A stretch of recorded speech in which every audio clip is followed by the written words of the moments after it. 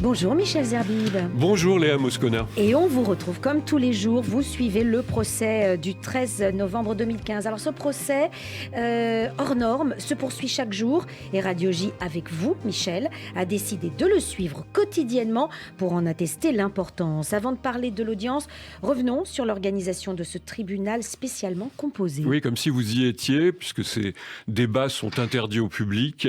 La salle d'audience est longue de 100 mètres et il y a donc un président, c'est celui qui arbitre les débats, même les interrogatoires, et fait respecter les droits des parties. Dans le cas présent, il s'agit de Jean-Louis Périès, dont je vous ai déjà parlé, qui joue son rôle avec beaucoup de tact et de sensibilité. Et pour ce procès historique par son ampleur, il est assisté de 4 autres magistrats. L'accusation, elle, est chargée de défendre l'intérêt de la collectivité et représentée par 3 avocats généraux, Camille Hentier, Nicolas Lebris et Nicolas Braconnet. Et puis les avocats des parties civiles, on en parle, ils sont chargés d'accompagner les survivants ou les proches des victimes et de défendre leurs paroles.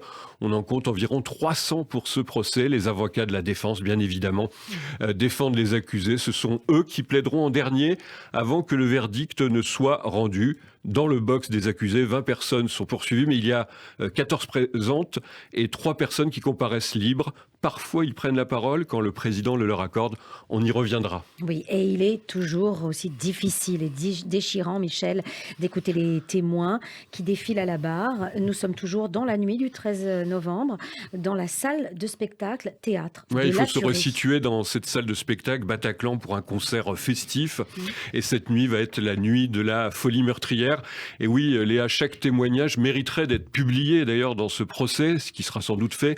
Les débats sont filmés, mais ils ne seront visibles que dans 50 ans. En attendant, il faut écouter, par exemple, cette femme, Véronique, qui arrive l'après-midi pour témoigner. Hier, sa fille a été assassinée dans le Bataclan. Une photo de la jeune femme est projetée. Véronique explique que sa fille, Claire, 23 ans, le 13 novembre 2015, vient de soutenir son mémoire de Master 2 en philosophie.